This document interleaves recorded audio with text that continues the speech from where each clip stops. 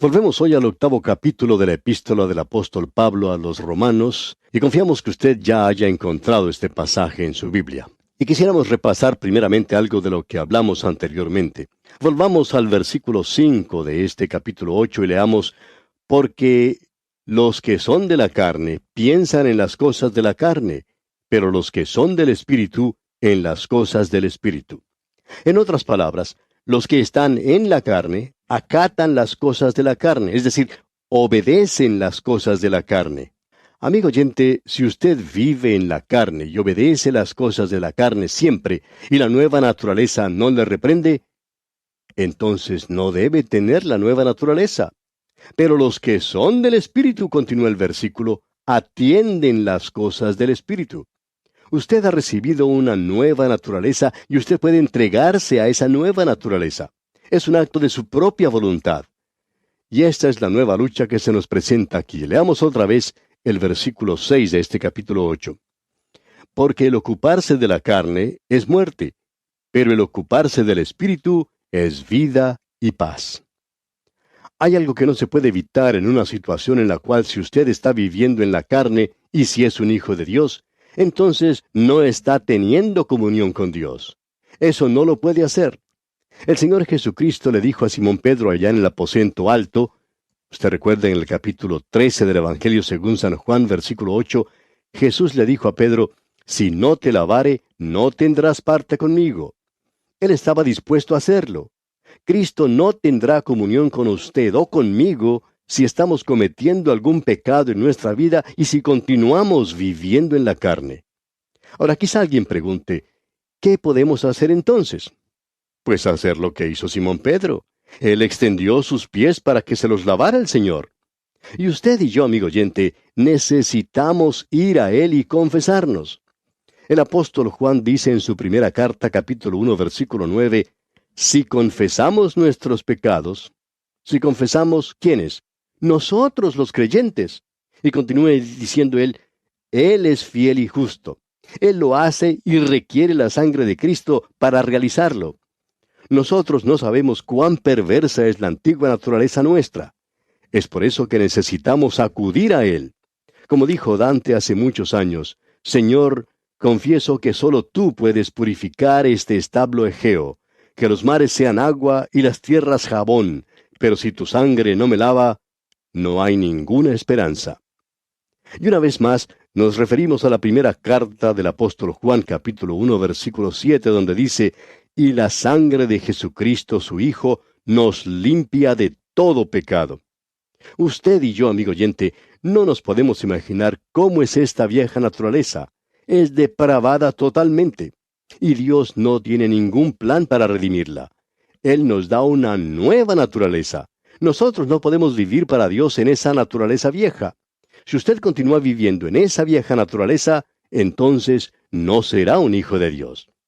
Alguien dirá, bueno, si un hijo de Dios peca, ¿qué diferencia hay entre él y un hombre perdido? Bien, la diferencia es simplemente esta. El hombre perdido pasa una noche de desenfreno en la ciudad. Cuando regresa a su casa dice, mañana salgo de nuevo y voy a hacer cosas peores. Quiero vivir la vida. Ahora, si el Hijo de Dios llegara a hacer algo así, regresaría a su casa y clamaría a Dios diciendo, Dios, cuánto me desprecio. Y usted despreciaría la vieja naturaleza que tiene. Algunos tienen la idea de que es posible enseñarle a esa vieja naturaleza a hacer cosas diferentes y poder vivir en ella. Pero no se puede hacer eso, amigo oyente. Eso es lo que lleva a muchos legalistas a tratar de controlar la carne. Parecen muy santos, pero son los peores chismosos de todos. El doctor Newell dijo, el tratar de mejorarse es dejar de vernos en Cristo solamente. Es esa idea que tenemos de querer ser mejores. Usted sabe que no lo es. Necesita verse hoy mismo en Cristo. Debe apreciar que solo el Espíritu de Dios puede hacerlo en usted. Luego el doctor Newell continúa diciendo, el desilusionarse consigo mismo quiere decir que usted ha creído en sí mismo. Quizá alguien diga, estoy tan desilusionado conmigo mismo. Y esto es lógico porque sabemos que no hay nada bueno que pueda salir de esta carne. No crea más en usted mismo, amigo oyente. Crea que el Espíritu de Dios le puede ayudar hoy, a través de la nueva naturaleza, a vivir para Dios. Y permítanos decir aquí, amigo oyente, que el sentirse desanimado es incredulidad. Algunas personas dicen, estoy tan desanimado. ¿Sabe una cosa, amigo oyente? Eso quiere decir que no confía en Dios.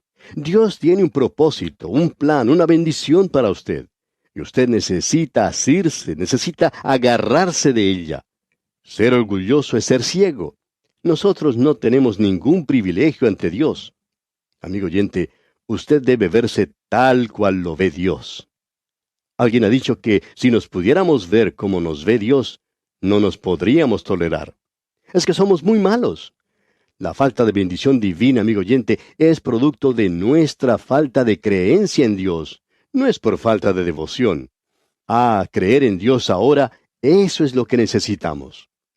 La devoción verdadera no es el resultado de nuestra intención de mostrarla, sino el descubrimiento de que la bendición ha sido recibida de Dios cuando nosotros éramos indignos, sin devoción.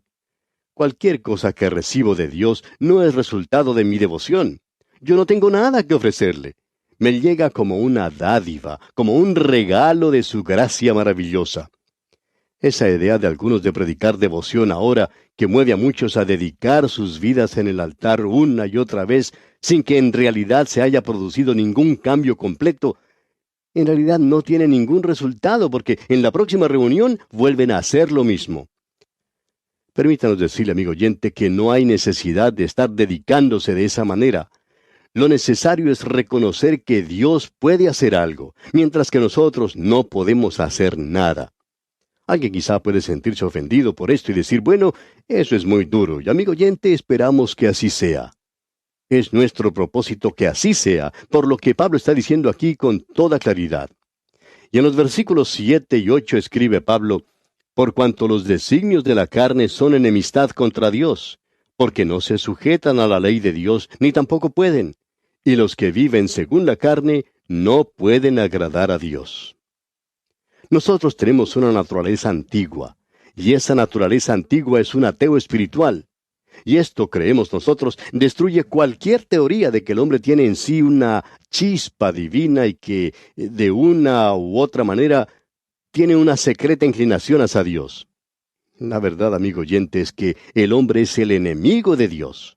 El hombre hasta se vuelve religioso para poder estar lejos del Dios viviente y de la persona de Jesucristo. Cualquier cosa producida por la carne no es aceptable ante Dios. El llamado bienhechor, la civilización, la cultura, el alardeado progreso, todo esto no es más que una hediondez ante Dios. Las obras religiosas de los hombres de la Iglesia, obrando en la indiferencia de la carne, solo provocan un malestar en Cristo. Nos preguntamos si estamos dispuestos a aceptar la opinión de Dios sobre nuestra jactancia. Amigo oyente, este es un terrible cuadro del hombre. Pero es justo y podemos estar seguros de que hay libertad en el Espíritu de Dios. Veamos ahora lo que el apóstol nos dice aquí en el versículo 9 de este capítulo 8 de su epístola a los Romanos.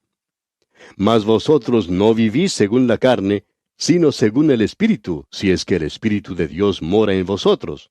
Y si alguno no tiene el Espíritu de Cristo, no es de él. Note aquí la palabra sí. Ese sí condicional no está en realidad en el original. Ahora Pablo no está dudando de la salvación de los romanos. Ellos son salvos. Pero lo que él está diciendo se podría decir de la siguiente manera. Escuche usted. Mas vosotros no vivís según la carne, sino según el Espíritu, ya que el Espíritu de Dios mora en vosotros. Esa es la prueba verdadera.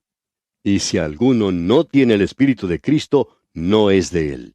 Repetimos que esa es la verdadera prueba del creyente. Y Pablo se podía dirigir a los creyentes de Corinto, diciendo lo que encontramos allá en su primera carta a los Corintios capítulo 6, versículo 19. Dice él, ¿o ignoráis que vuestro cuerpo es templo del Espíritu Santo, el cual está en vosotros, el cual tenéis de Dios, y que no sois vuestros? Cuando Pablo fue a visitar a los efesios por primera vez, estos le dijeron que ellos eran creyentes, pero él notó que faltaba algo. Y les preguntó lo que leemos allá en el capítulo 19 de los Hechos de los Apóstoles, versículo 2. Les preguntó Pablo, ¿recibisteis el Espíritu Santo cuando creísteis? Y ellos le dijeron, ni siquiera hemos oído si hay Espíritu Santo. Entonces dijo, ¿en qué pues fuisteis bautizados? Ellos dijeron, en el bautismo de Juan. Ahora, el bautismo de Juan era solo de arrepentimiento, no era de fe en el Señor Jesucristo. Y entonces Pablo comenzó a predicarles, y vino sobre ellos el Espíritu Santo, como lo registra ya el capítulo 19 de los Hechos de los Apóstoles, versículos 1 al 7. Amigo oyente, no hay nada que tenga un valor verdadero en lo que concierne a la salvación en Cristo, es decir, nada nuestro o de la ley, ni la circuncisión o la incircuncisión, sino una nueva creación. Esa es la verdadera prueba. ¿Lo ama usted? ¿Quiere servirle? ¿Es eso lo que tiene en su corazón y su mente? ¿Está usted en rebelión contra Dios? Qué hermoso es saber que el Espíritu de Dios está allí para ayudarnos. Veamos ahora el versículo 10. Pero si Cristo está en vosotros, el cuerpo en verdad está muerto a causa del pecado, mas el Espíritu vive a causa de la justicia. Lo que Pablo está diciendo aquí es esto, que usted y yo, amigo oyente, estamos en Cristo. Y cuando estamos en Cristo, cuando dice que Él murió, quiere decir que nosotros también morimos. Tenemos que reconocer esto. Ya lo hemos visto antes. Tenemos que rendirnos, es decir, presentar nuestros cuerpos. Y una vez más esa idea de decir, ahora yo no puedo. Ya he probado todo eso de lo que hablamos hoy.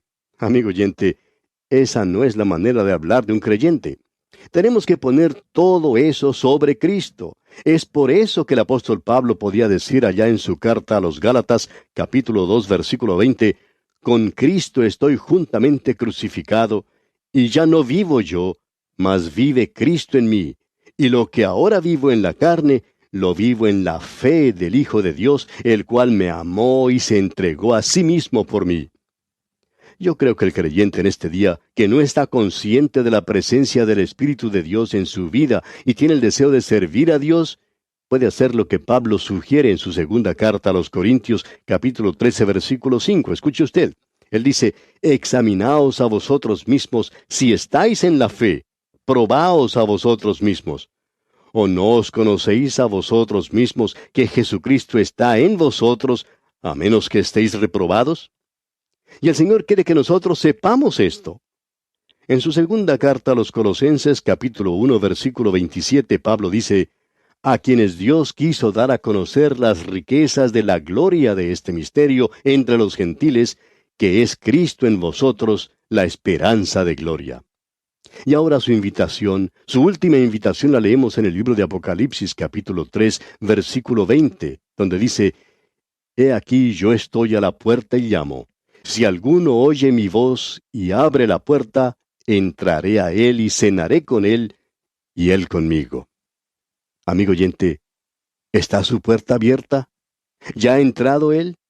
El cuerpo ha sido puesto en el lugar de la muerte, y eso es algo que el Hijo de Dios tiene que reconocer y debe entregar su vida al Espíritu de Dios.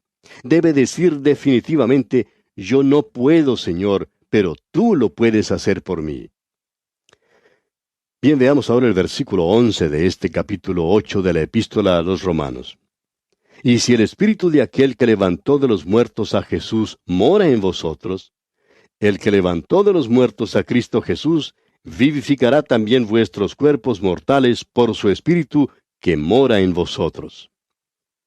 Más adelante en esta epístola, veremos que nosotros todavía tenemos estos cuerpos mortales. Deberán ser puestos en la tumba si el Señor no viene antes. Será levantado a novedad de vida, y en realidad nosotros gemimos en estos cuerpos mortales. Pero al morar el Espíritu Santo en estos cuerpos, nos da la seguridad de que ellos serán resucitados de la muerte.